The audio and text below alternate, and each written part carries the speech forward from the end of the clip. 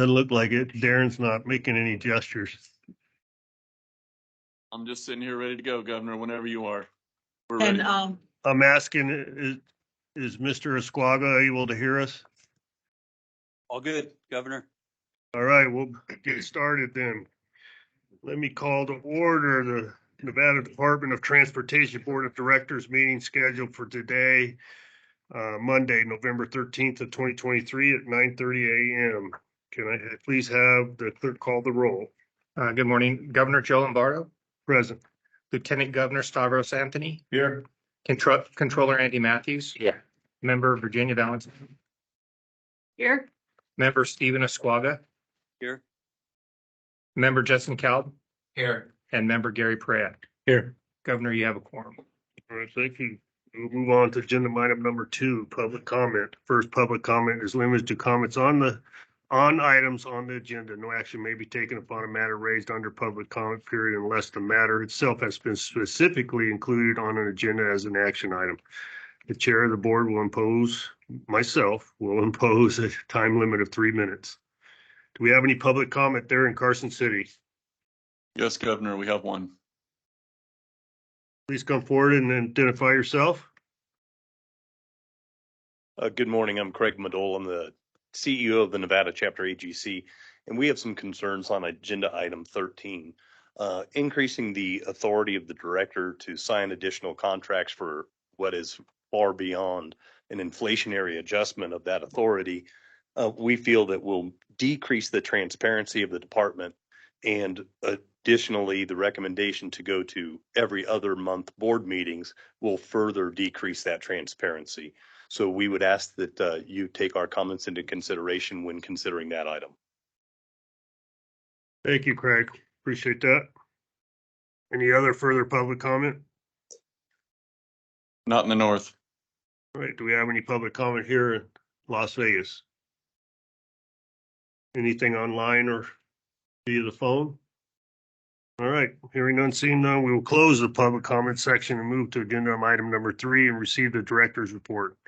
Informational only item. good morning, Governor and members of the board. I'd like to start off. Okay, great. We want to state we developed a vulnerable road users assessment, also known as VRU. This is an addendum to the 2021-2025 Strategic Highway Safety Plan, pending the governor's signature, and this has already been approved by the Nevada Advisory Committee on Traffic Safety. It is an assessment tool to improve safety for vulnerable road users in Nevada and includes the finding and recommendations for proactive safety enhancements reflecting NDOT's dedication for safer roads. Vulnerable road users are pedestrians, cyclists, wheelchair users, etc., who face elevated risk of injury or harm due to the absence of protective features typically found in motor vehicles. This assessment is completed in accordance with the requirements of the IIJA bill to focus on the safety of individuals outside of the vehicles. And this assessment will be posted on the Strategic Highway Safety Plan website by November 15th. And we will, and so please go to our website to get more information on that. The second one, we want to recognize that this week is Crash Responder Safety Week, November 13th to 17th, 2023. And thank you, Governor, for proclaiming this week Crash Safety Week in Nevada. It's a national campaign coordinated by the Federal Highway Administration as an opportunity to participate in coordinated efforts to educate the public and bring awareness to first responder safety and promote effective traffic incident management, also known as TIM, strategies and training for the first responders in advance of the holiday season. During this week, the state of Nevada remembers and honors those national first responders who lost their lives in 2022. That was 17 law enforcement officers, 11 fire and emergency management personnel, 18 tow operators, 4 roadside technicians, and 1 DOT for a total of 51 first responders.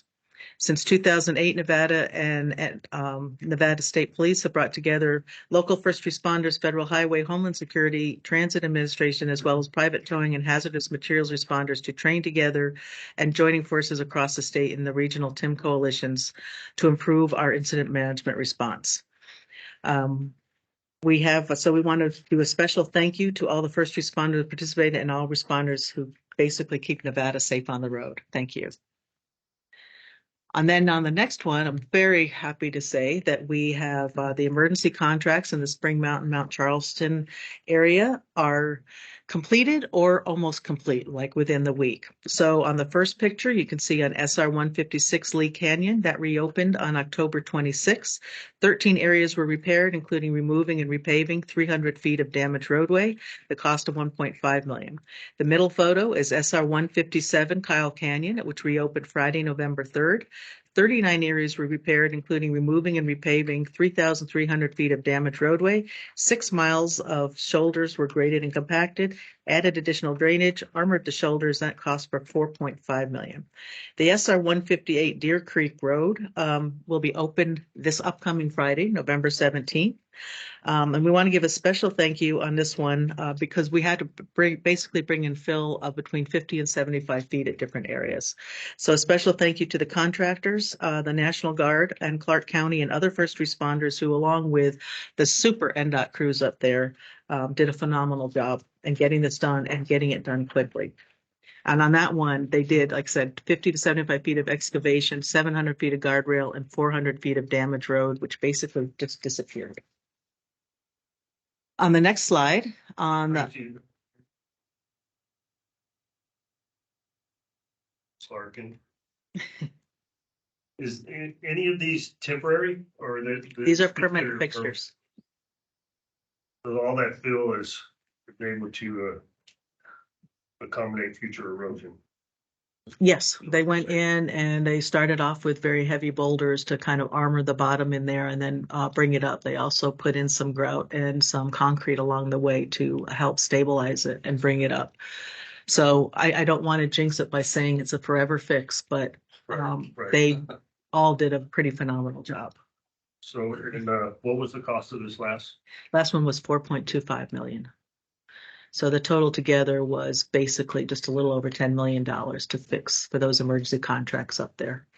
But I also want to say, considering the amount of damage that was done, I think the contractor got it done in record time. Yeah, I would say so. Thank you. On the next one for the I-15, these are the changes that we have done ahead of F1, which is occurring starting this Thursday. So based on the item on the left, there is no northbound I-15 to westbound Tropicana movement. There is an additional lane in both the westbound and eastbound lanes on Tropicana, so 3 lanes each direction. And there'll be no restrictions on the northbound I-15, which is we open up to 5 lanes. The commute this morning was wonderful between Tropicana and Flamingo. On the second, the one on the upper right, this is following the F1, and this will be the Tropicana interchange traffic configuration until the north structure is complete, which will be completed by February 3rd. The southbound off-ramp and northbound on-ramp will be closed, but the southbound on-ramp and the northbound off-ramp will be open. The Tropicana east and west movements will continue to be the diverging diamond with the interchange with 2 lanes in each direction and 3 lanes westbound starting west to the I-15. The area in orange is still under active construction. But on the next slide, we're showing Hold on what. a second. Sure. Do any board members have any questions on this case you're asked this week? Anybody, Dustin? I just comment that this looks like a big improvement for what I was expecting.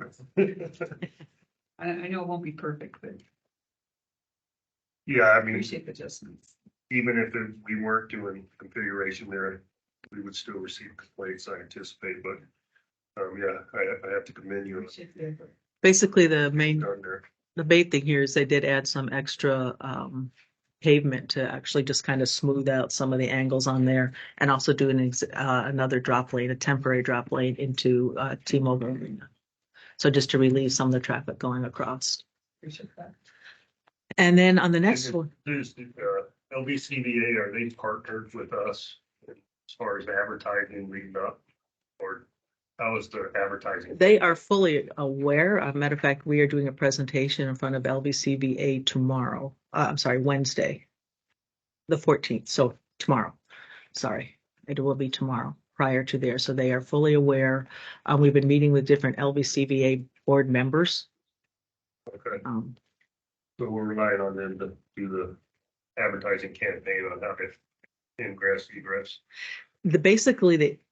For the actual event itself, yes. Okay. The event coordinators are doing that. For the traffic control, which is our part, basically the configuration has been enhanced, but it hasn't changed. On the next slide, it's showing the I-15. This is the changes for the Super Bowl. So this will be starting, we say starting by February 3rd, but basically this configuration will start once the north structure is finished. All ramps will be open with limitations, so there'll be no left turns from the off ramp, so you have to go right to go left, see the U-turns.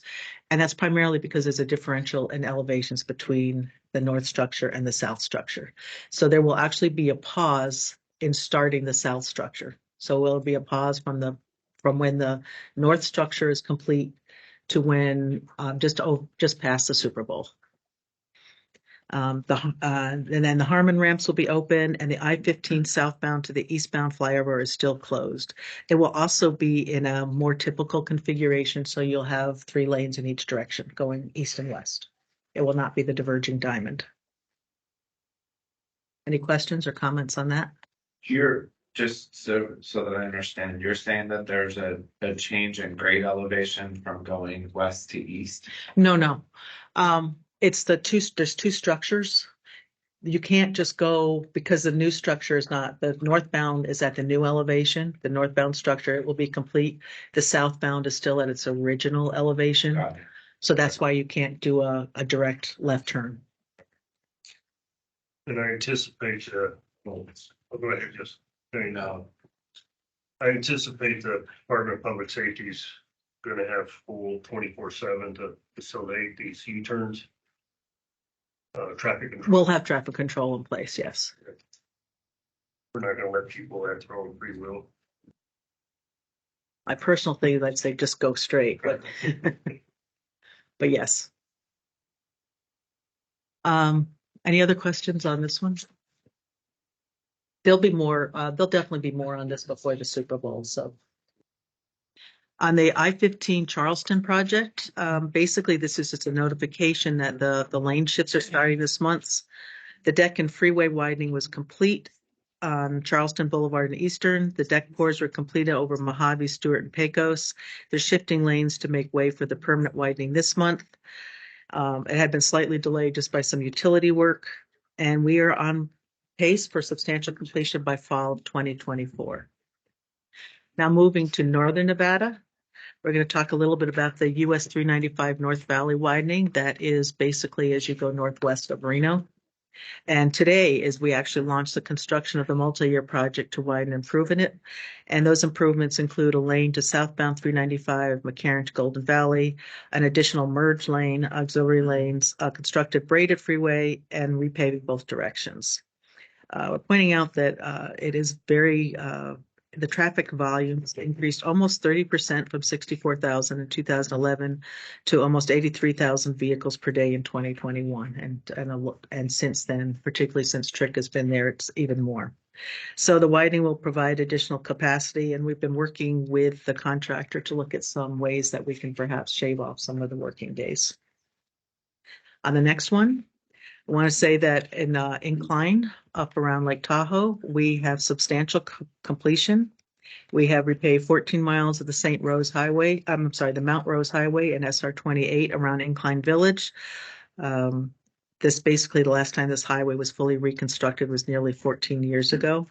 And that project also includes sidewalks, ramps, curb barrier rail, new detention basins for drainage, and a reinforced aging timber wall. If any of you are up there, you'll know that there are a lot of reinforced walls on each of the highway and installed underground conduit line.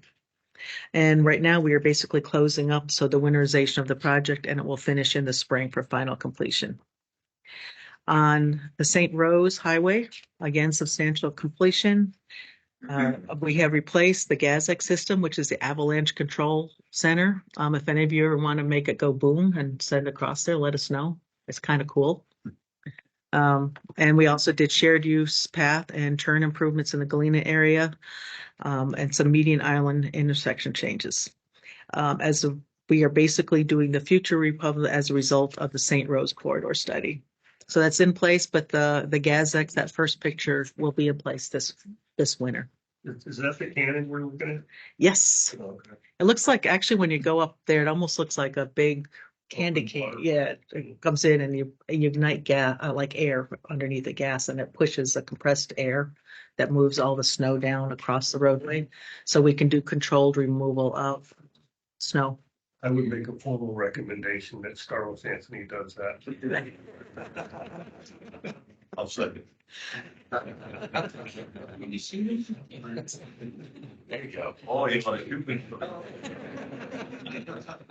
I think you can fire the cannon and take a picture. Okay. It's when we have snow up there, we'll make it happen. I'm there. All right, now we would like to give an update, and for this one, Deputy Director Darren Tedford will give the update on the US 50 Lake Tahoe public survey. Thank you, Tracy.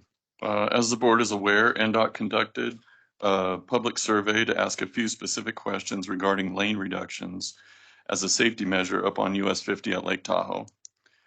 As you see, notifications of the survey opportunity were made through many methods, including 4,000 plus mailers and multiple social media approaches. Results were received throughout the month that the survey was open. Respondents to the survey live all around the lake and in neighboring areas. In fact, 70% of responders to the survey live within the study limits.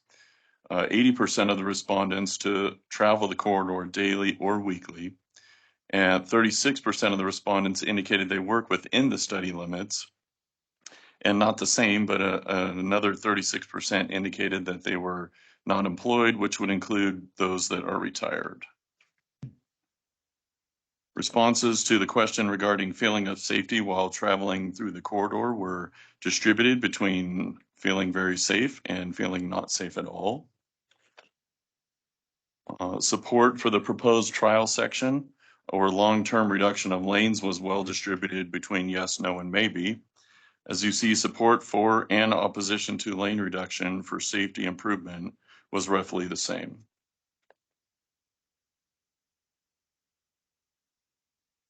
As a result of recent lane reductions for construction and utility work, observations have shown that traffic levels are high enough to back up traffic and will result in delays beyond the desired speed reduction. Due to this observation and current traffic levels, NDOT will no longer pursue lane reduction as a possible safety improvement. Other options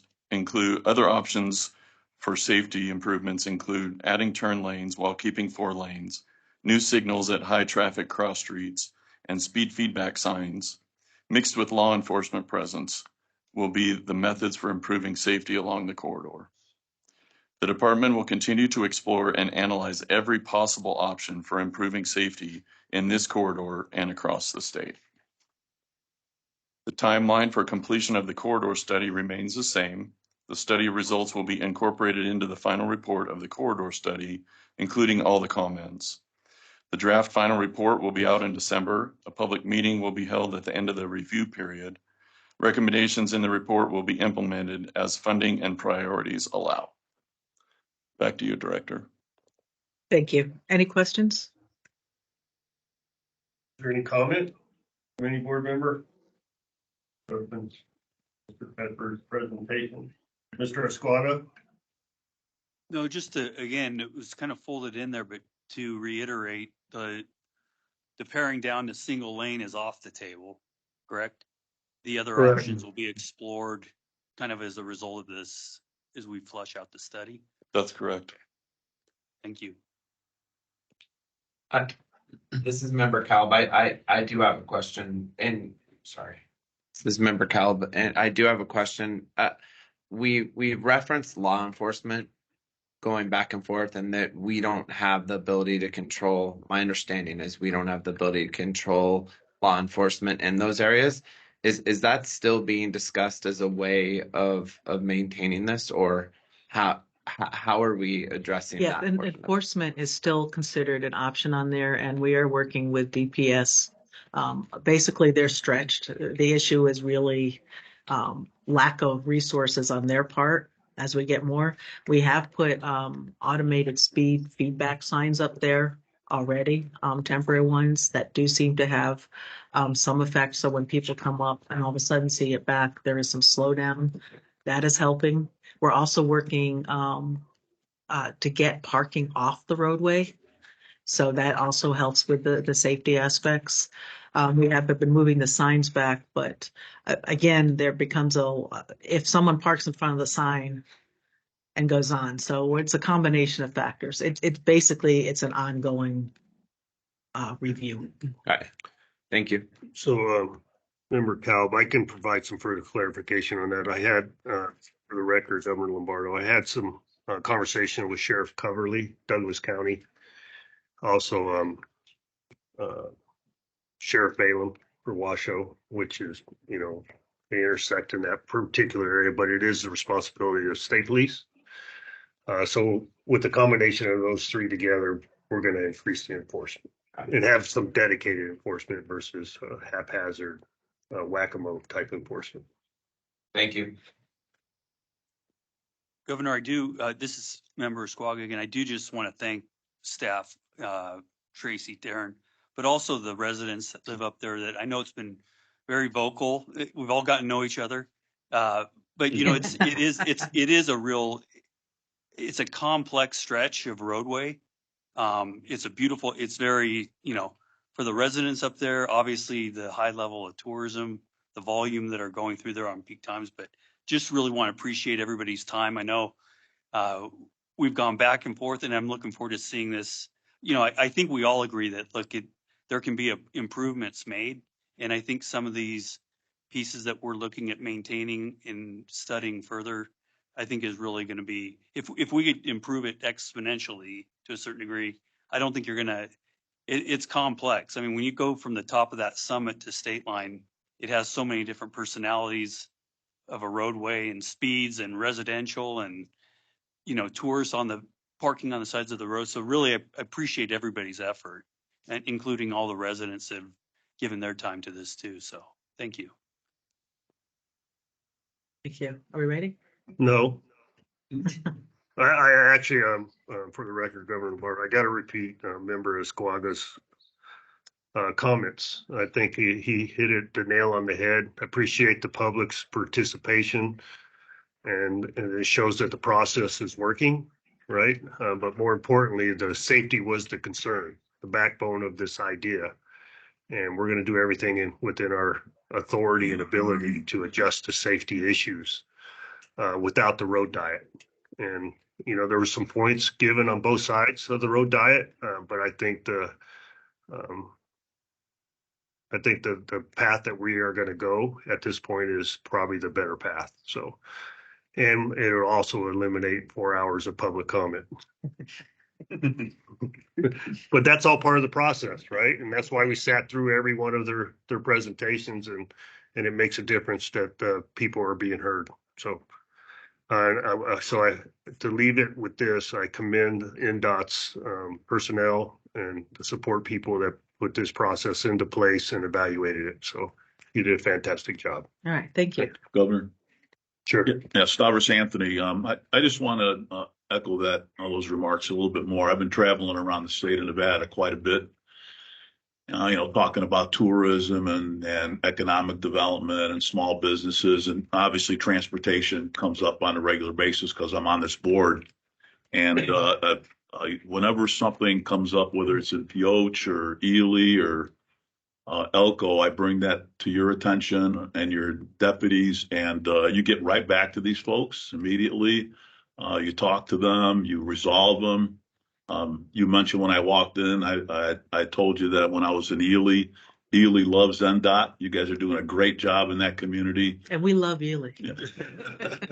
I found out that when I was at Silver Springs Airport, we were talking there, and those, I forget exactly what they're called, not balloons, but those things that tell you which way the air is Right.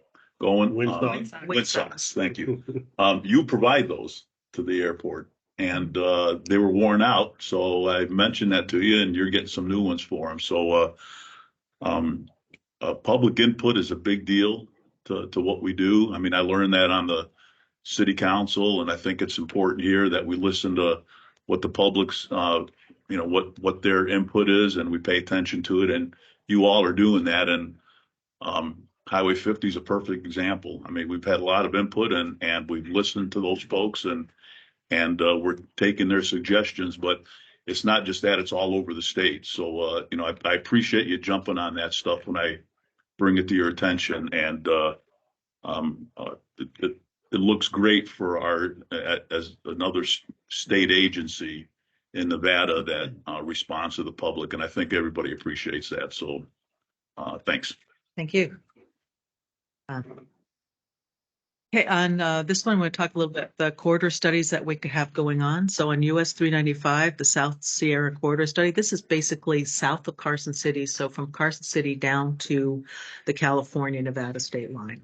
So we're looking there, having an in-person, basically looking, gathering feedback just to develop the vision and the action plan for future highway improvements.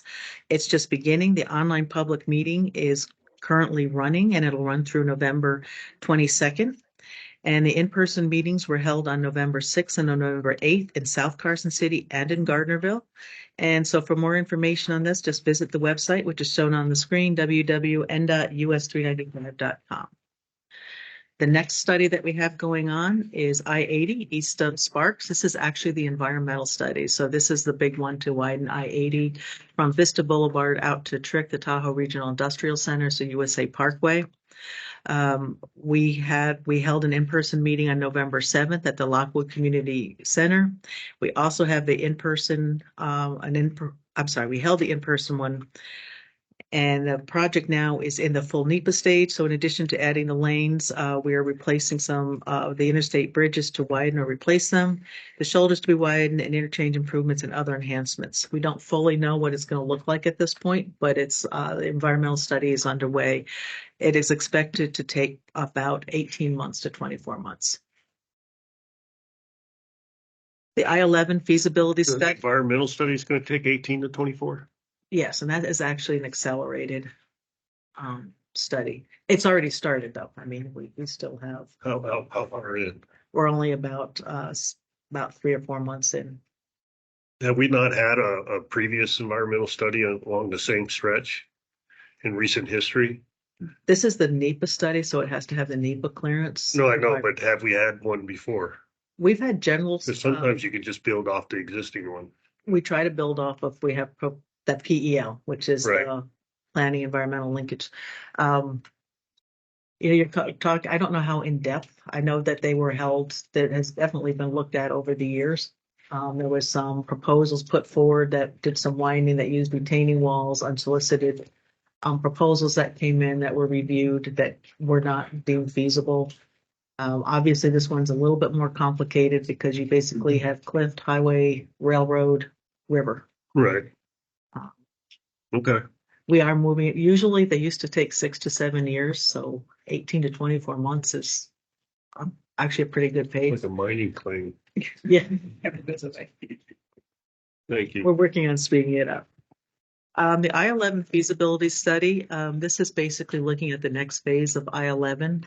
So currently we have completed, we just need to still put up the signs. We're just waiting for the final blessing from US DOT. But we're looking now at the study from Kyle Canyon up through Mercury, so particularly through Indian Springs. And what we need to do there is looking at what it's going to take to bring up US 95 to interstate standards. Like we need to have control of access. If we need to, like in Indian Springs, if we need to put a interchange on either end so we can control the access onto the freeway, things like that. And also ensuring that the roadway itself is to interstate standards with the shoulder width and so on. So that's what this one is for. So Director Governor, on this I-11 designator, is it associated with Hawthorne? We'll do a full presentation on that to bring this board completely up to speed. But there was studies that went up to basically Tonopah. So we do have them up through I-80. It does it goes around Hawthorne. Correct. But I think the question is where it goes around Hawthorne. We have no idea at this point. That would have to when we get there, because obviously, as you know, if you go around on the west side, you have that basically the lake in a fairly steep part. It will look at, we'll probably need to go around on the east side, but Right. we're also going to need to be careful about the lake, and we also have a number of tribal lands there.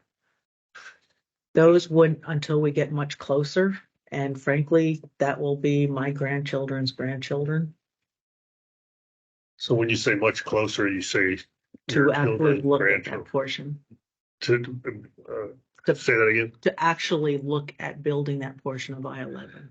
But isn't there an issue with if we just a designation of it to help people with economic development?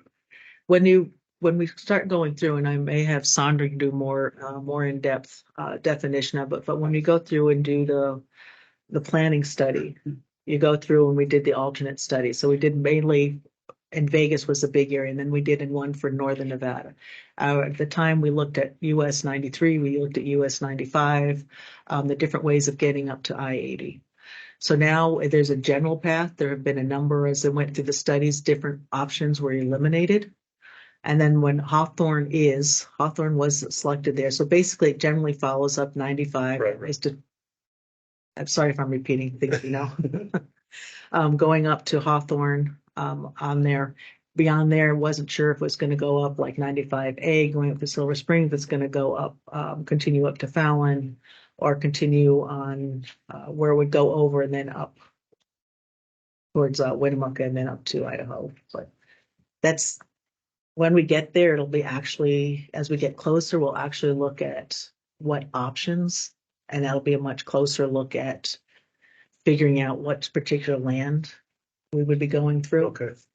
We have been doing some discussion on just looking at state lands to see if there's things along the way that we could perhaps obtain in advance to reserve it. And so our department's looking at it. But right now, it's going to take us a couple of years really just to get through Indian Springs. Okay. We'll talk more offline references. And we'll do Appreciate the education. we'll do a full presentation to the board on it. And I know that Congressman Amade has also asked to come in and speak regarding that. He has very passionate views on it. Okay. Thank you. Then also this next one is really just in advance. We will be bringing an in-depth presentation at the December board meeting on bonds. The sale of bonds was approved in the 2023 legislation. So it was approved in the budget. So what we will be looking in next March to sell 2 highway revenue bonds, a $100 million motor vehicle fuel tax bond, and then a $50 million fuel revenue indexing. That's basically based on that bond money for that has to be used for projects in Clark County. And the projects that we will be looking at is the Henderson interchange for the majority of it, and also some to put towards the 395 North Valleys project. Not this phase that's currently going, but the next phase as we move on. Like I said, that will be a much more in-depth presentation next month. And this is just really at this point to give you a heads up. Then on the next slide, we say farewell to Jenica Keller, our Assistant Director of Operations. And we want to record she spent 29 years at NDOT, starting with NDOT in 1994 in the Materials Division, and then is now retiring as the Director of Operations. She oversaw equipment, maintenance, asset management, materials, and traffic operations. And basically, I keep thinking 29 and 30 years is enough. So they've got another opportunity, and we wish her good luck. Is she there up in Carson City? No. Nope, not this morning. No. I think she'll be coming in another meeting. Okay. But then also on this last one, we are saying farewell to member Stephen Esquaga. And we'd like to thank him for his tenure. He's rotating off, and he basically came to the board in January of 2020, and his first board meeting was February 2020. And next month, Frank Lapori will be take his place on the board. But I particularly, as I would like to thank member Esquaga for reaching out, particularly on things on US 50 and other ones where he reached out and offered help. And anytime we had to call him, he was always there to answer questions. So I thank you personally and professionally and on behalf of NDOT. So anyway, wanna, that's it. I think he's looking to respond. Actually, Jenica's picture, she's a lot more photogenic than I am. I'm a rough shot. I would have gotten you one of my own there, Tracy. But no, just real quickly, and Governor, thank you. It's been a great experience serving on this board, and really to you and Tracy, the NDOT team, it's given me a real appreciation for what really goes on behind the scenes to put this kind of infrastructure in for the state and all the Nevadans. So it's been an honor. I'm not going anywhere, so I wish you the best, and maybe I'll come in and start doing public comment with you once in a while too, if the right opportunity comes. But I do. I just look at some of the things. North Valley's Pyramid, Spaghetti Bowl. Work around the lake. These are quality of life things for everybody in the state. So it really has given me an appreciation, and also the fact that just the time that these, the prior boards and prior team members that have all worked on these things, there's things we're approving obviously today that, again, as Tracy mentioned, 20 years down the road, they'll be wrapped up. So again, Governor, though, thank you. And it's been a real honor, and look forward to still seeing and rooting everybody on. Thank you. Thank you, Steve. It goes without saying, we truly appreciate your participation. Sometimes these aren't fun, but somebody of your caliber was able to bring some good advice as we went through the process. And the fortunate, the silver lining in this is I've seen your golf game, and maybe this will give you some more time to practice. I'm going to let my employer know that. We appreciate it, Steve. Thank you very much.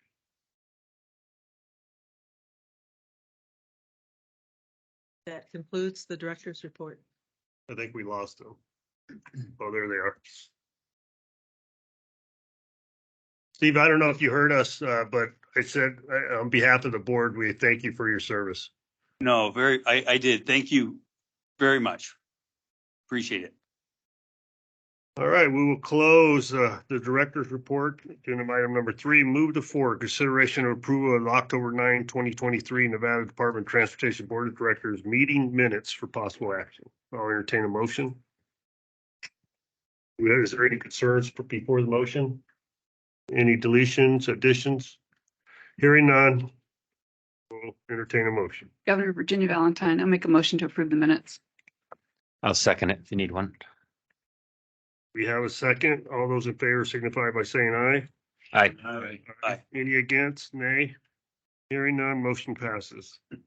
We'll move on to section 2, the consent agenda, items number 5 through number 12. Governor, and that request that we pull item number 6 and bring it back at the December board meeting. Did the clerk hear that? We're pulling number 6. Got it. Yes. Got it? Okay. All right, we will take it under consideration of all items since it's a consent agenda, number 5 through number 12. Are there any questions if we take it as one item? Governor, this is Stavros Anthony. I'd like to take item number 9 separately. Number 9 separately. And the removal of number 6. So we're going to take number 9 separately, and we're going to remove number 6. So I'll entertain a motion for approval of 5 through 12 minus 6 and 9. So moved. Stavros Anthony. Second, Controller Matthews. All right, we have a motion. All those in favor signify by saying aye. Aye. Any against signify by nay. Hearing none, motion passes. Okay, we will move into agenda item number 9. Thanks, Governor. When I was briefed on this, I just thought this was really a big deal for the trucking industry. So I just wanted to, if you could just, the director or the deputy, just highlight exactly what we're doing here, because I think the trucking industry needs to know what we're doing, because it's going to be a project that's going to make things a lot safer for them. So I'm definitely in favor of it. I just wanted to highlight it. Actually, truck parking and the availability of is a high priority for us. And I may ask our Assistant Director of um, Planning, Sandra, to chime in. But we are also not only looking at this, but we're also looking at working with other states, proposing one along particularly the I-80 corridor and 850, particularly on truck parking. As we can start, as you know, when the jurisdictions, when trucks drive through jurisdictions, doesn't matter. They're just looking at the roadway, and it's easy enough to map the physical location of where truck parking is. It's a little harder to do the dynamic part, which is saying that when you get there, that there are 9 spots available or there are 8 spots, and actually get it back to the truckers on there. So we are looking at how we can put those in, getting some apps and stuff to actually look at and get the information back to the truckers. And this, as you can see, is along more of the rural areas. You want to chime in, so. So yes, please, Sandra.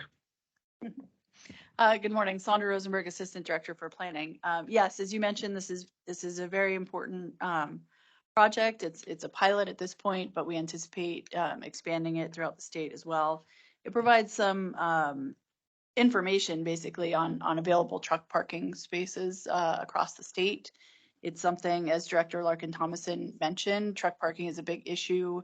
There's oftentimes when there's not enough truck parking in the areas where the trucks happen to be. So being able to know ahead of time where the availability might be is going to be tremendously helpful. We're looking at it. We are continuously looking at additional locations for truck parking as well, and the opportunity to build the system into any new locations. As Director Larkin mentioned as well, this provides opportunity of coordinating across state lines, particularly along I-80 and I-15, to provide that information not just within our state, but to dispatchers and truckers that might be traveling across state lines. And we just think sharing that information, developing a system to share the information about where the truck parking spots may be is going to be tremendously helpful for operations and safety, as mentioned. Yeah, Stavros Anthony, this is similar to going into our massive parking garages on a strip where it tells you how many spots are on what level. There's a green light, there's a red light. So it makes it easier to find a parking spot, and especially for these truck drivers. I mean, they can only drive for a certain period of time, so we can't have them spending an hour trying to find out a place where they can go stop and take a break. At least this gives them some heads up on where these are. So I appreciate you doing this. This is a pilot project, but grabbing onto it for the state of Nevada is a big deal. So I'm looking forward to seeing how it works. Great. Thanks. And we also are working with, we've already spoken with California, Arizona, and Utah about going across the lines and connecting with their systems also, so that for basically when they come from California, if they're delayed, they have room here, and the same thing as they go from here into the other states. Right. Yeah, if there's no other questions or comments, I'll make a motion to approve item number 9. Any other questions or comments? This is Member Perea. I just want to mention, in my travels down here, I can really see where there's a real serious safety issue. By traveling down, seeing the number of trucks that are off on the on ramps and off ramps, and there's really a need and a problem there. So this is a great first step in taking care of that. So thank you. All right, I'll entertain a motion for approval of item number 9. Stavros Anthony, so moved. Do we have a second? Andy Matthews, second. All right, we have a motion. All those in favor signify by saying aye. Aye. Aye. I always used to wonder why you'd find these set of like good sized rocks on the side of the roadway, because they use them for chocks on the tires. So it was my education. Hold on, I haven't finished the motion yet, Ms. Parker. Sorry. Anybody opposed signify by saying nay. Hearing none, the motion passes. There we go. And we will close section 3, move to section 4, additional business items. There is no contracts this month. So there's. Oh, wait. Oh, no, I included number 12. Okay. So. Additional business items request an increase in NDOT director's delegated signature authority for contracts and agreements for possible action. Ms. Larkin. All right. Thank you.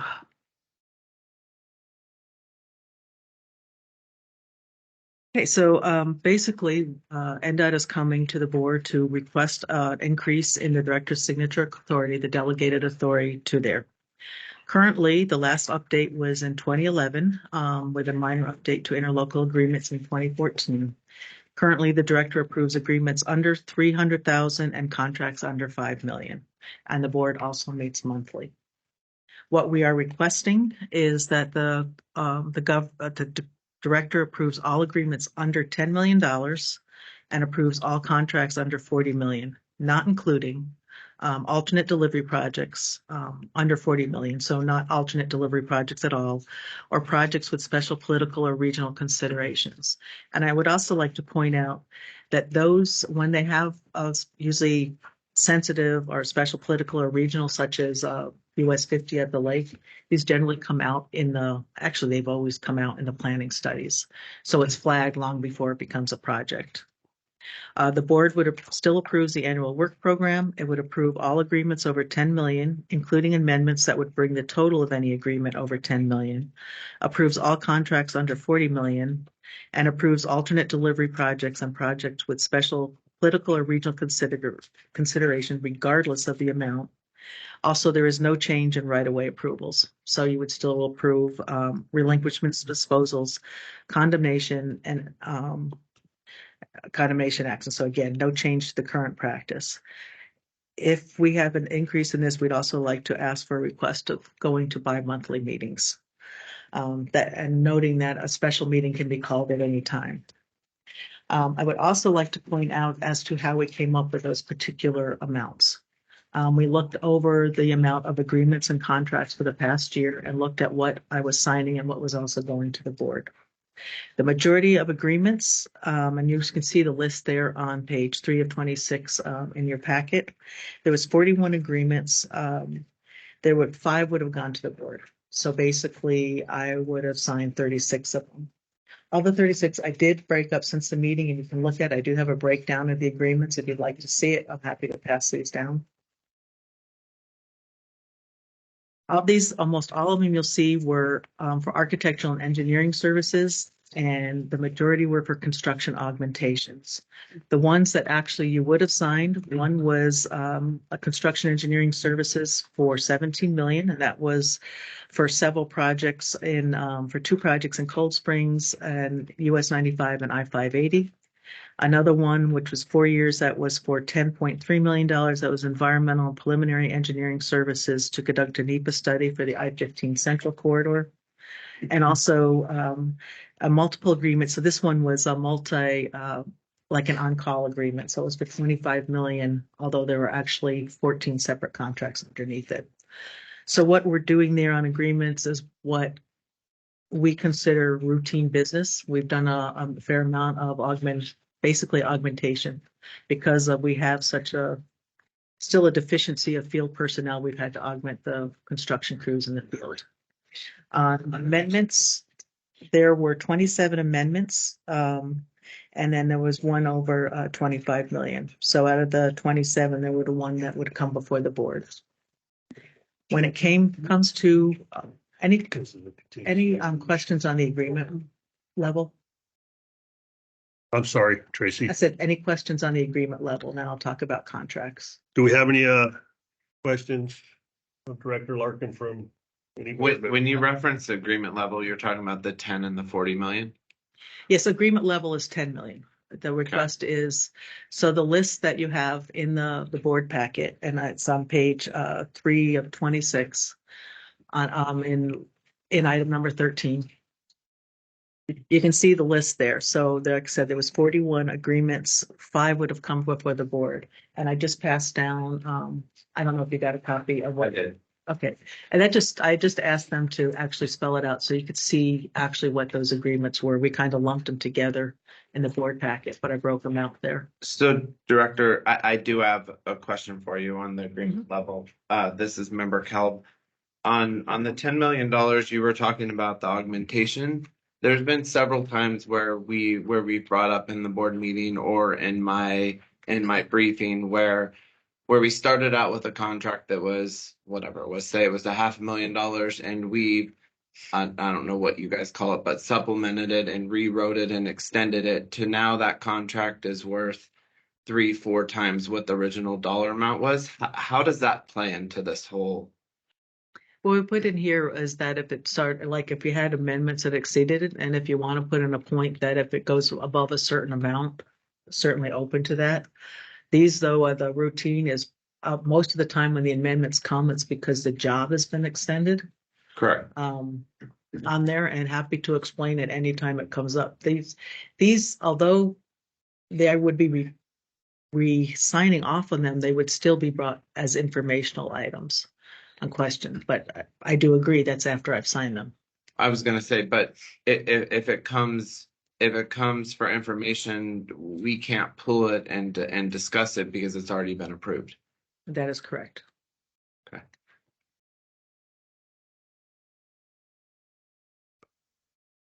Controller Matthews, for the record, you mentioned that the last time this was modified, there was an update was in 2011. Could you speak just a little bit to what that change was, what it was prior and what that 2011 change was, just to kind of get an idea of the scale of that then compared to now?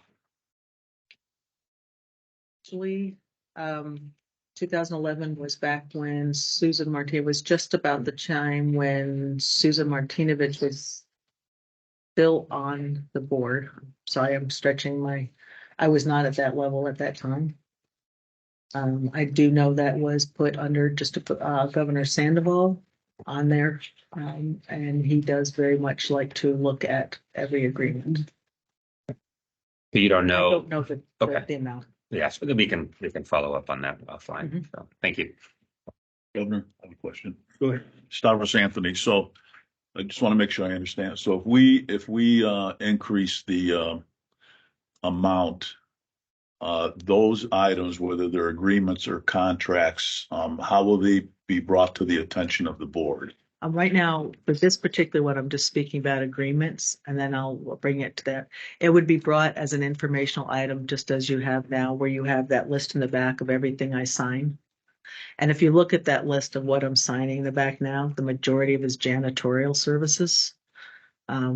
Pretty much really what is routine day-to-day business, which is why, like I said, particularly looking at the augmentation, hopefully there'll come a time when I have less augmentation or the board has less augmentation contracts to sign. But in the meantime, every single crew, and it varies, the amount varies by whether we're adding 1 or 2 people or adding entire crews.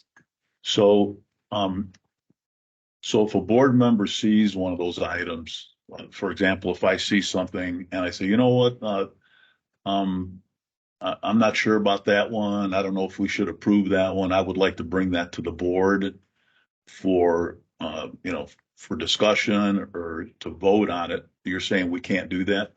If for the ones that I've already signed, no, I mean, you can always question one on there. But as of yet, I've never seen any of you, except for the fact of what Justin had, Member Cobb had pointed out. I've never had anyone question me augmenting a crew. I mean, that's just basically, we're augmenting by the people that we need to oversee the construction. Okay, but I think it's important that if one of us sees something that we're just not sure about, it may be 1 in 1,000, but I think we should have some opportunity to question something that one of us thinks is, there may be some issues with it. So right now, the way you have the setup, I could pull it, bring it to the board for discussion. But the way you're describing it, we can't vote up or down. It's already been a contract that's been approved. Director, Right. if I may. Please. To the Lieutenant Governor's point, yes, what the director said, but the opportunity that we present here to streamline the agreements and the contracts that we're putting out that I think the board and the department consider to be routine. The opportunity is to streamline those and get them out. the opportunity for the board would be able to have that feedback, and upon your review, Lieutenant Governor, or any other board members' review of those informational items, when something looks strange or unexpected, you'd have the opportunity to do two things. Relay that to us and say, hey, what was going on with this agreement that was already approved? And to give us the feedback that, hey, maybe next time something like that should come to the board. And so when the director referenced the idea that projects with special political consideration or regional consideration, we lump into that out of the ordinary. Anything out of the ordinary, regardless of dollar amount for agreements or contracts, we're going to bring to the board.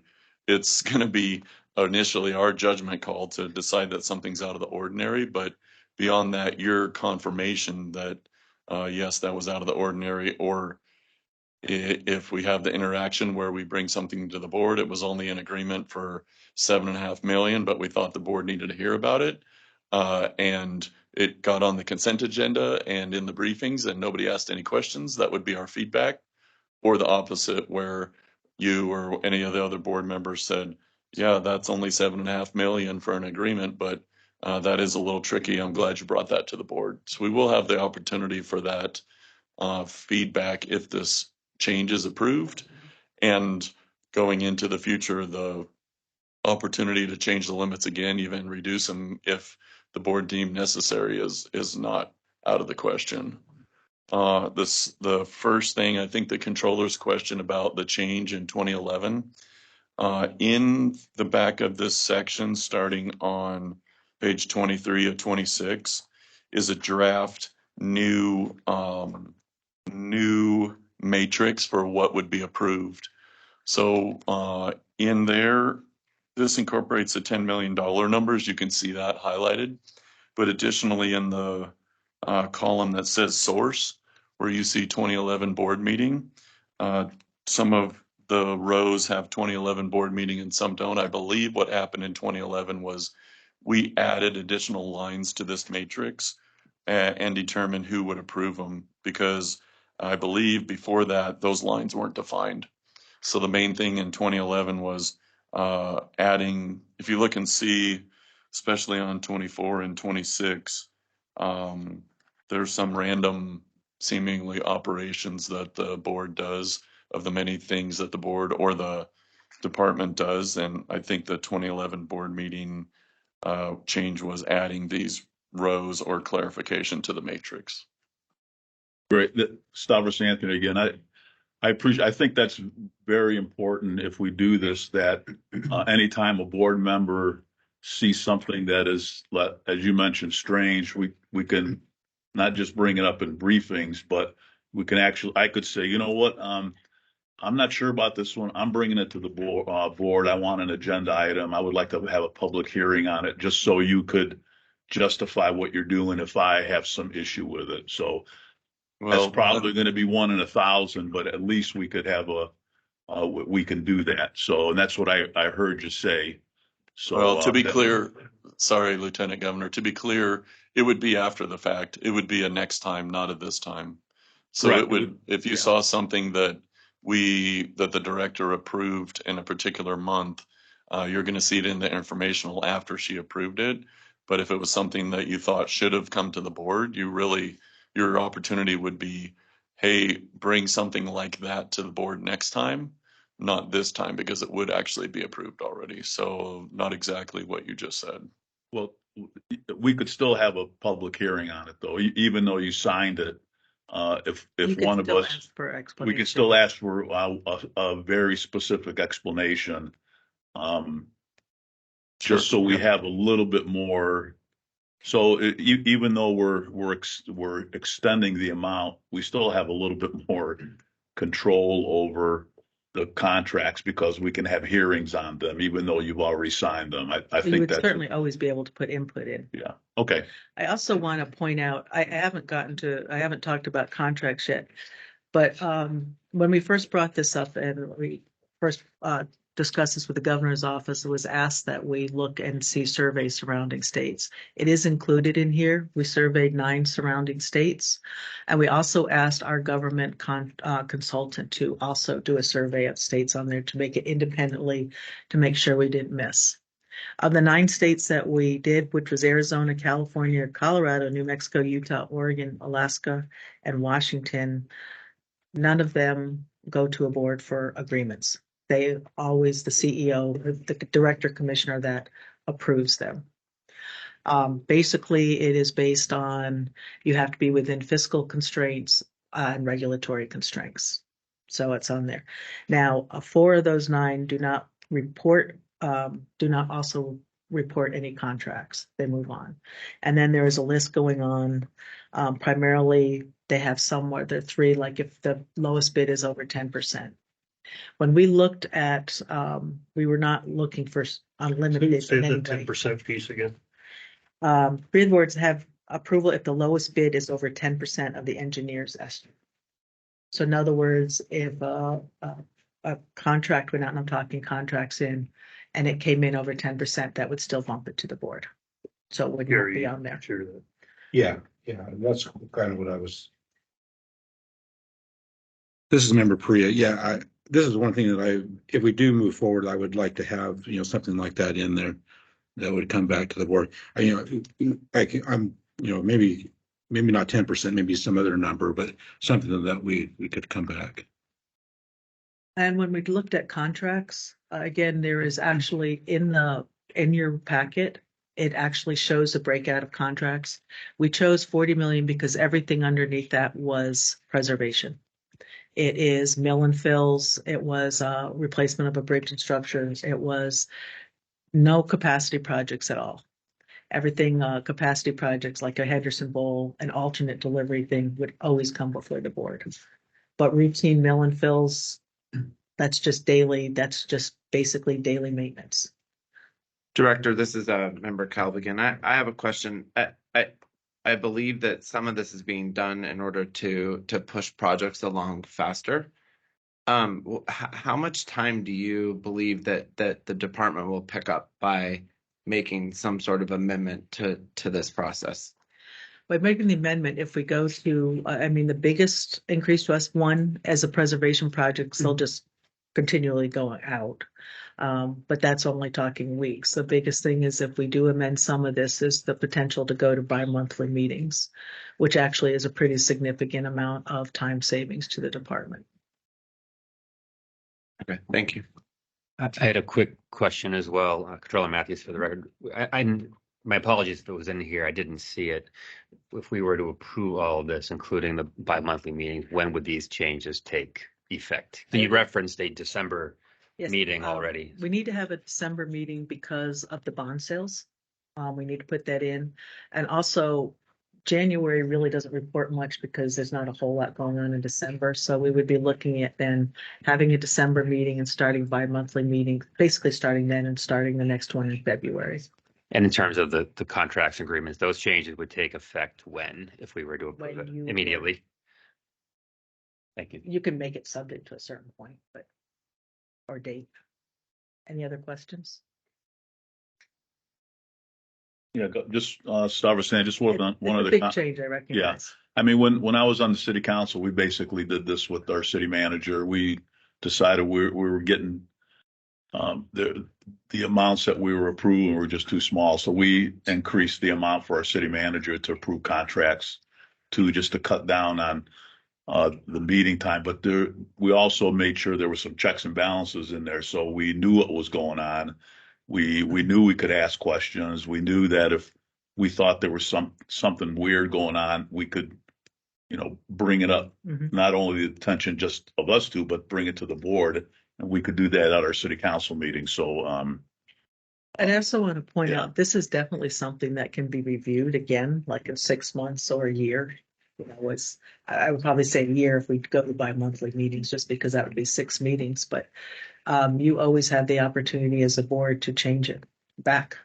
I was going to say, Controller Matthews, for the record, I was going to say that we heard a comment, I think during the initial public comment meeting, expressing some concern. And I think there's some merit to that. And I was just going to say that I think if we approve this and go down this road, we obviously want to be mindful of making sure that accountability and transparency isn't undermined, and that if there is a reason to reassess down the road, I'm not saying we will find ourselves in a situation, but if we do, that we make sure that we're mindful of that and do that if needed. So.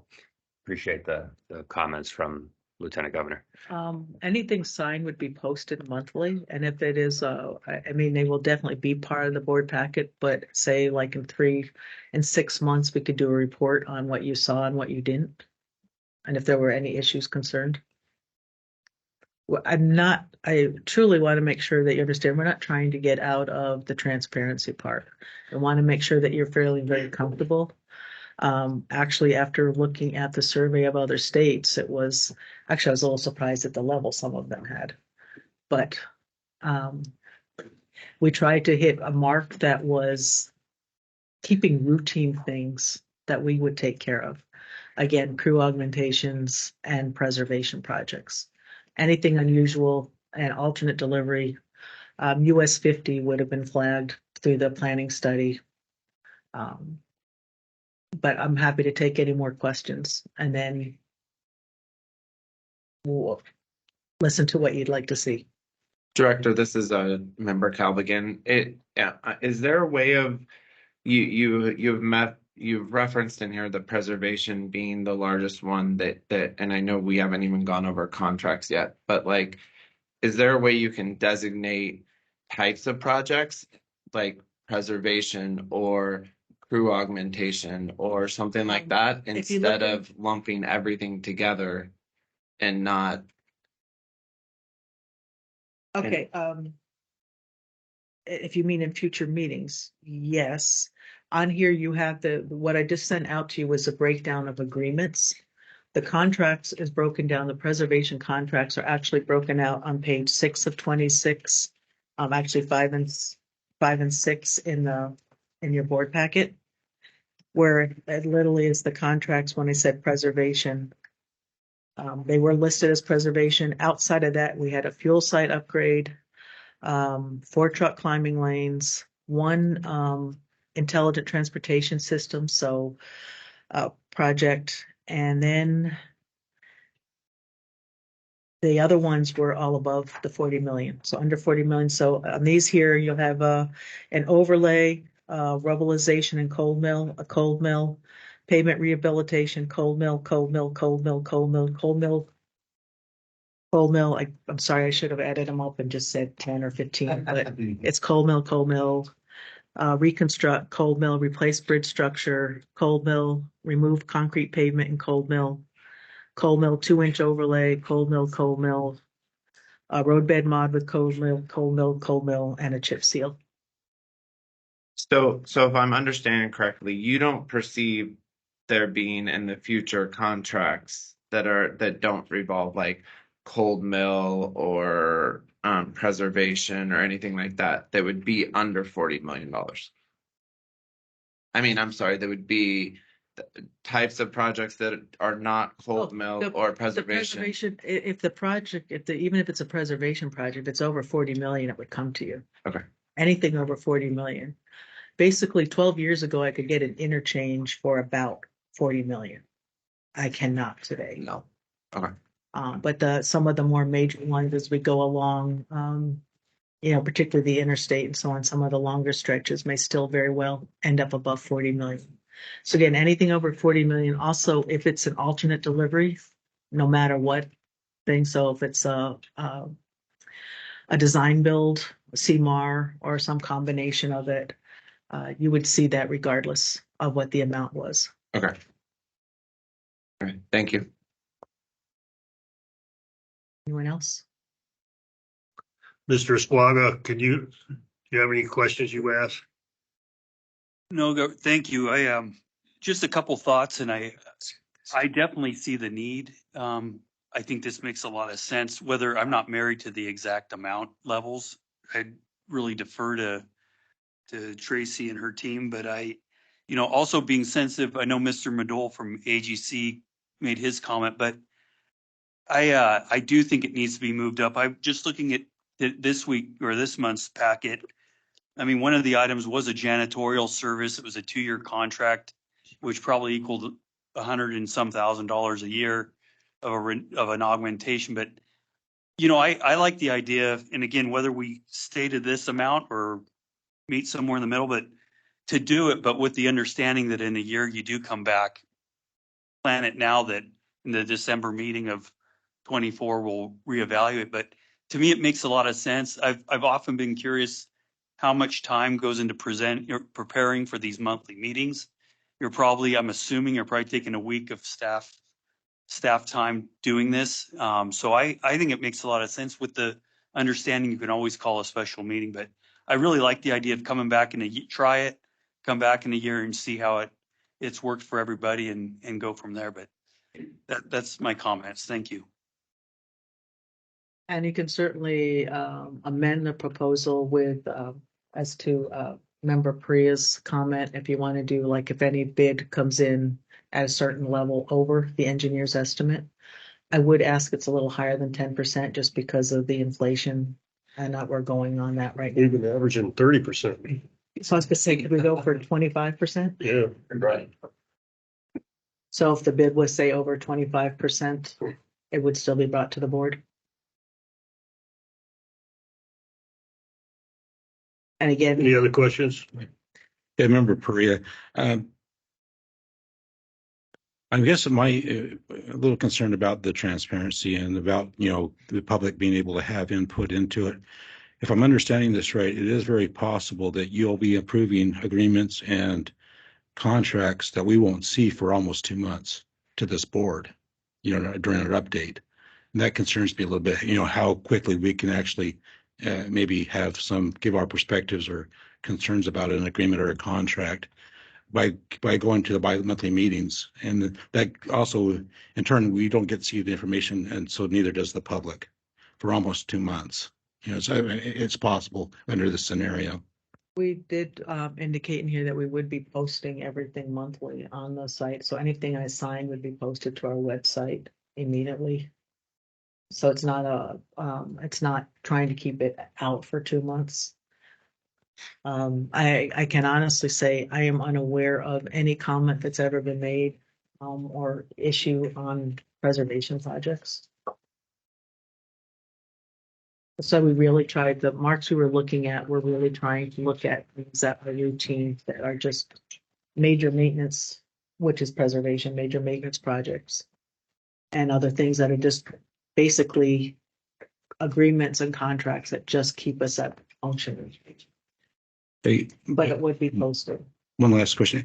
I guess one thing that would help me is to understand, you know, on past history, let's say like the Highway 50 corridor issue around Lake Tahoe, if we would have had this in place by having the bi-monthly meetings, what would have been different? How would this have been? Actually, it still would have been flagged because when we come up with the issues, they come out during the public hearings, they come out during the studies and the public hearings during the planning stage. So it's not just a routine maintenance project up there. If it was anything different, so like when we talked about the the demonstration project, that would have been something out of the ordinary. That would not have been routine. But it may have been delayed for the public input as far as because of the 2 months. It might have been delayed for the 2 months, but they would have had nothing would have happened. In other words, it would not have been approved. It actually is during the planning study. It's not a project. I guess that's my concern. That would be my concern is there would be some delay on certain things like that. That's not really a delay. That one would be, I mean, maybe getting to the public, they would actually have, during the public meetings, they would be put in for input, and then we would have been reporting those at the meetings. But you're right, that would be every other month.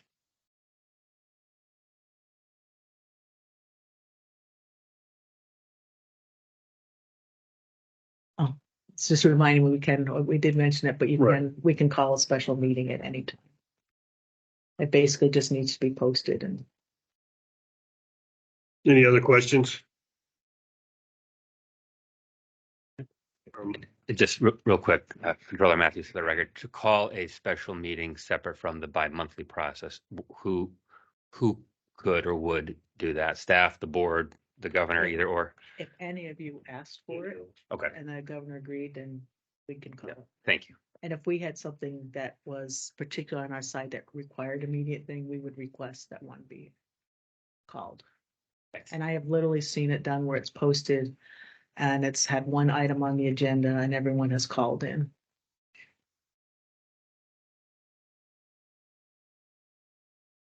All right, before I entertain a motion, I think we need some further discussion on the threshold that you requested, Gary.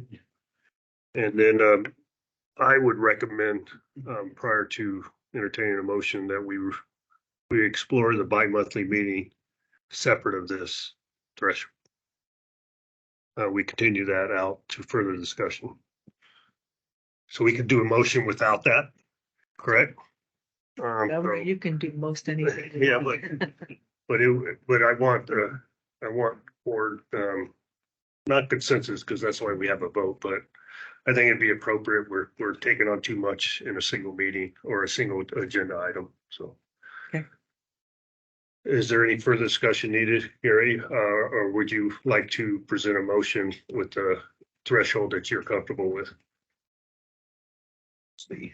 Before Governor Virginia Valentine, for the record, before he makes the motion, so we don't try to amend his motion later, we have something in there about reporting back in some period of time. I thought I heard a report in 3 months, a check-in in a year, but something like that I would appreciate. It would help me support the motion, but I think it's coming.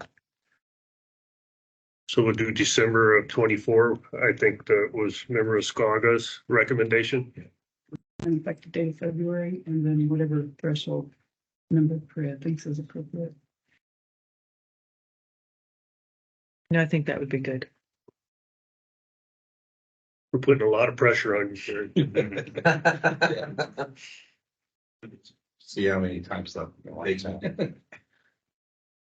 Okay, well, I will go ahead and make a motion that we approve the new limits, agreements under 10 million, contracts over 40 million. Under 40 million. That do not include the alternate delivery under 40 million or project with special political or regional considerations. Except for contracts that are over 20% of the engineer's estimate, and that this becomes effective in February 2024 and comes back for review in December of 2020. Can I ask that it would be effective December 31st, just so we can go through January and do business? Okay, so I will amend my motion to be effective December 31st. And do we just remain silent on the bi-monthly meeting? We can break, Or do we Gordon, have, we can break it into 2 pieces now, can't we? You can break since it was agendized, you can break it into 2 different motions. Or we can bring it back, whatever. okay, so we'll do without that language. All right, we'll make a separate motion. All right, we have a motion. Do I have a second? I'll second. Virginia Valentine. We have a second. All those in favor signify by saying aye. Aye. Did you say aye? All those against signify by saying nay, in case I didn't hear it. Hearing none, the motion passes. So we will take a separate motion to remove I guess it would be remove the request of the bi-monthly meeting for further consideration. Is that correct? Are you? We don't have a DAG. Yes, we do. Let's talk. Yes, we do. Yeah. Gordon, I'll make a motion that we have an agenda item for the next board meeting. Yeah. To discuss whether Okay. to go to keep it the way it is or go to bi-monthly meetings. okay, that's fair. I'll second that motion, Virginia Valentine. All right, we have a motion. All those in favor signify by saying aye. Aye. Any against? Hearing none, motion passes. Thank you, Staros. Thank you, Mr. Perea. And we will close item number 13 and move to item number 14, executive session. Do we have anything for the executive session? We do not. Hearing none, we will close 14 and move to 15, second opportunity for public comment. Please limit your comments to 3 minutes. Do we have any public comment there in Carson City? Yes, sir, we do. Anybody with public comment, please line up at the podium. Thank you. And state your name at the beginning. Thank you. Good morning, Janine Nyer, NYRE for the record.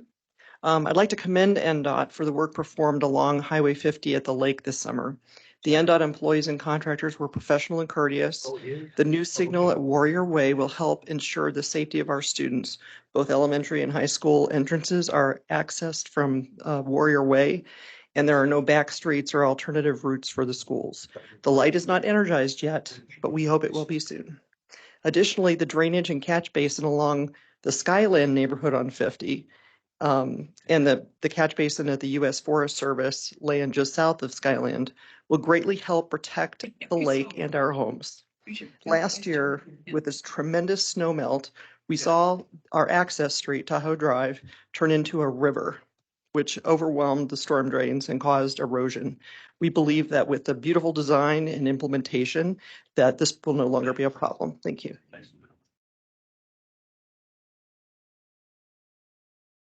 Good morning, Debbie Ledbetter, and I'm smiling and I'm very pleased, and I want to thank all of you for all the hard work you've done to help us up at the lake. Sometimes we feel like we're not being heard, and obviously you all heard us, and I'm sorry to see you go, Mr. Esquaga. Thank you so much for giving us the time this year to work on this. And Governor and Lieutenant Governor, good morning. It's nice to see you. Thank you again. I just really wanted to tell you how much we appreciate you listening to us. So have a nice day and happy Thanksgiving. Dana Tibbetts, Cave Rock, 12 years. I agree and appreciate what we've heard this morning. I look forward to seeing the CMP website and other documents reflecting the things that we heard today. I also would really like to suggest that in the interests of moving forward in good faith with the residents of our community, supporting you and supporting the safety measures that you're proposing for our highway, which we agree with. We need those. But I wonder if it might make sense to have an advisory committee of some kind of residents, because we've been so often sidelined and left out of this process. And I think we have a lot of good ideas to offer and a lot of expertise, actually. So that might be a consideration to so that we could have input without necessarily coming to your meetings and taking up a lot of your time.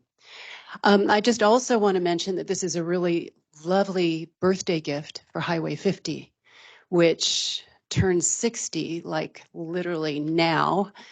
It was in 63, the fall of 63, that the clearance began along the sides of a rough 2-lane highway to be able to lay down a 4-lane beautiful roadway that we now enjoy.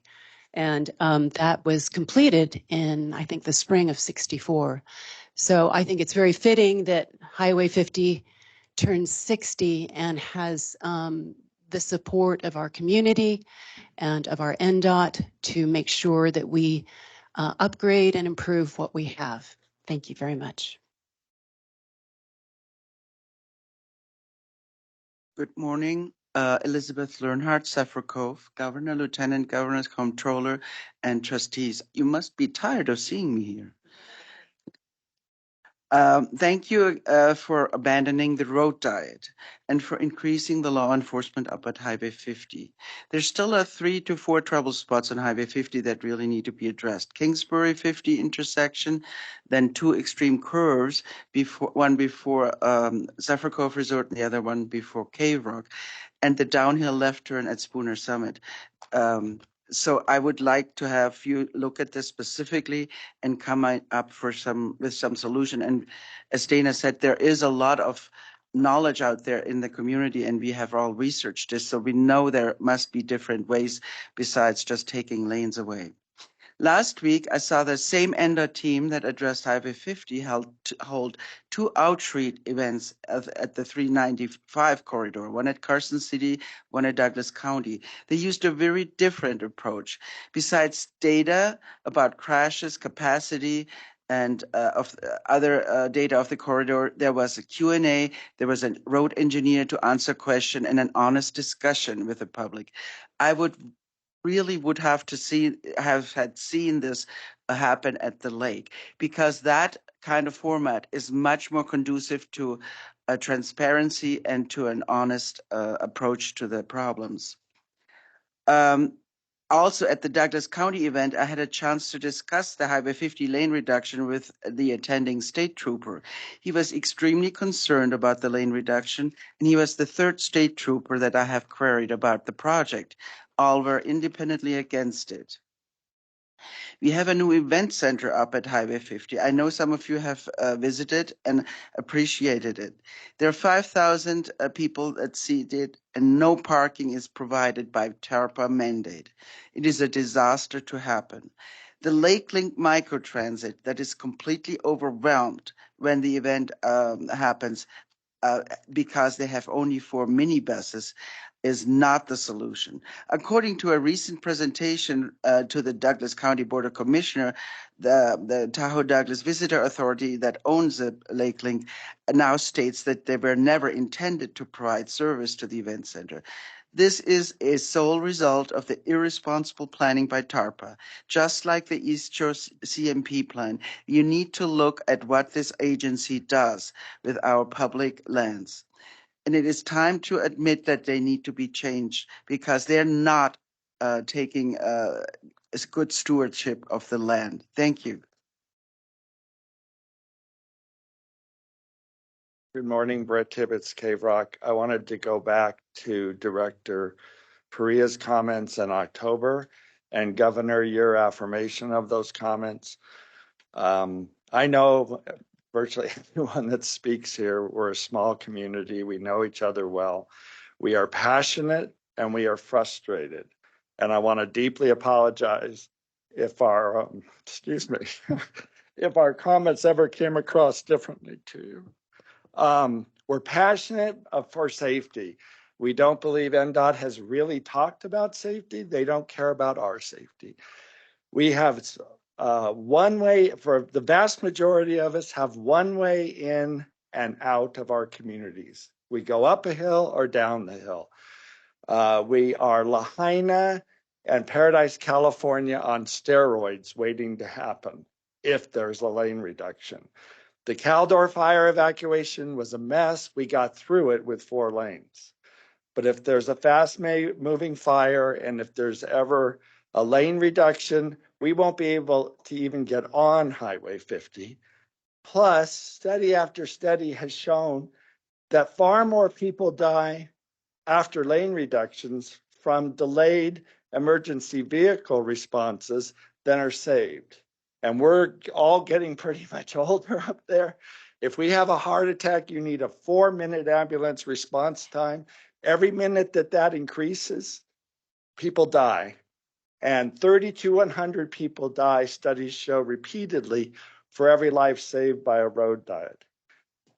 And I also want to say that this CMP has been far more about than safety. If you look at the Wood Rogers contract and the NDOT Highway 50 CMP webpage, this is still about a bike lane. It's about alternatives. It's not about safety. It hasn't been.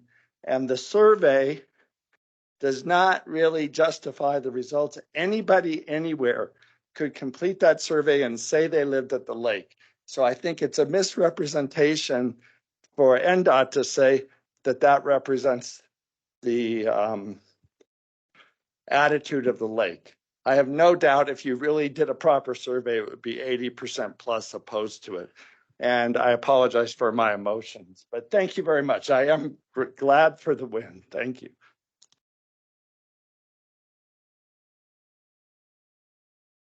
My name is Sydney Morrow, and I'm from Glenbrook. And I, too, on behalf of the Glenbrook residents, would like to thank the governor and the NDOT staff for recognizing that there's just flat out too much traffic on Highway 50 for these 4-3 conversions or lane reductions to occur. That being said, the CMP is still on your website, and it still contains all the lane reductions that we've been discussing. I would ask you please to update and refresh that website and remove those from the CMP, because TRPA is a co-lead on this study, and the Tahoe Transportation District has clear desires to have some of these lane reductions occur. I really don't want to spend the next year fighting TRPA when it comes up to them for approval. So I'm asking you to do what you said that you would do today and revise that CMP on your website and get the lane reductions taken out of there. Thank you very much, and I do deeply appreciate that you heard us and listened to us.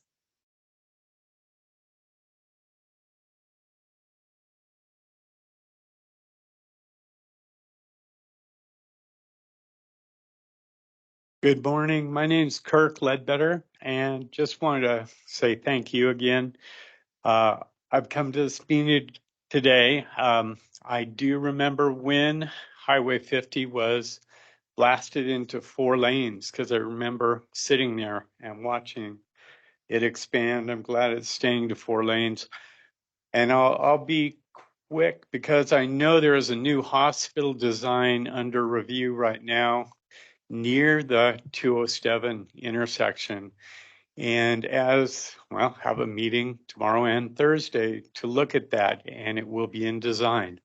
So parking is an issue, making sure that 207 gets cleared and, that turn gets improved somehow down the road. That was brought to my attention. So if any of that can happen in my lifetime, I would like to see it. But thank you again today.